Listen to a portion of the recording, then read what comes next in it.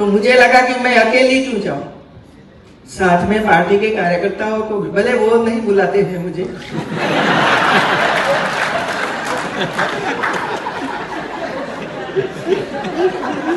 ये बैठी है ना, बुलाओ मुझे।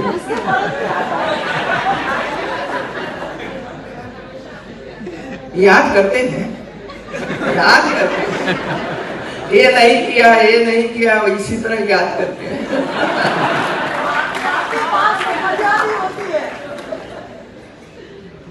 નમસ્કાર, ટીવી 13 ડિજિટલ સાથે હું સંજય દવે. બેન ફરી પાછા અકળાયા. એમની મુદ્રા અને એમના શબ્દો ઉપરથી તો એવું જ લાગે છે જ્યારે જ્યારે બેનને કંઈ પણ ખૂંચે છે અથવા તો કંઈક અજુગતું લાગે છે ત્યારે અચૂક તેઓ બોલે છે. અને બોલવું એ તો એમની ફિતરત છે, એમનો સ્વભાવ છે. અને એટલે જ થોડાક સમય પહેલાં પણ યુપી સરકારના અમલદાર બાબુઓને આડે હાથ લીધા હતા અને કહ્યું હતું કે જે રીતે ફાઇલો ટેબલે ફરે છે અને એનો કોઈ જવાબ નથી મળતો, એ જવાબ જરૂર જોઈએ.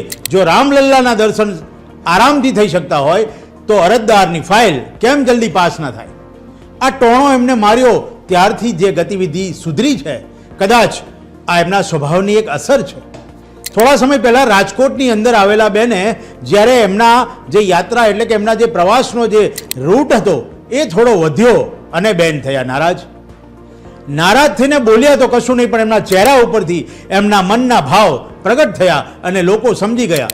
એની પણ ચર્ચા આખા ગુજરાતમાં વાયુવેગે ફેલાઈ. ફરી પાછું બેને એક ટોણો માર્યો છે પોતાના કાર્યકરોને અને એ પણ વાયુવેગે સમગ્ર દેશ અને રાજ્યમાં ફેલાઈ છે. વાત છે આનંદીબેનની કાર્યકરો સાથેની એક મીટિંગની. साथ में पार्टी के कार्यकर्ताओं को भी, भले वो नहीं बुलाते हैं मुझे, याद करते हैं, याद करते हैं, ये नहीं किया, ये नहीं किया, इसी तरह याद करते हैं. તમે સાંભળ્યું કે બેને કહ્યું કે તમે મને યાદ તો કરો છો પણ મને બોલાવતા નથી.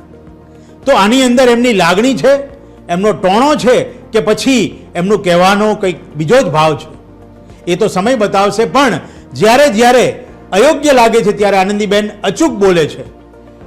સ્વભાવ જે રીતે એમનો છે તરત જ કહેવો એ તરત સામે આવી જાય છે. અને આ વખતે એમને જે રીતે કાર્યકરોને ટોણો માર્યો છે એના ઉપરથી તો એવું લાગે છે કે બેન જે રીતે કાર્યકરોને ટપારે છે, કદાચ કાર્યકરોમાં એવો સુધારો નહીં આવે તો ફરી વખત ટપારશે. અને ચર્ચા તો એવી પણ ચાલે છે કે શું બેન ગુજરાતમાં પરત તો નથી આવતા ને? કારણ કે ભાઈ આ તો બેન છે, એમના મૂળ અને એમના સ્વભાવ પ્રમાણે બોલવું એ એમનો સ્વભાવ છે.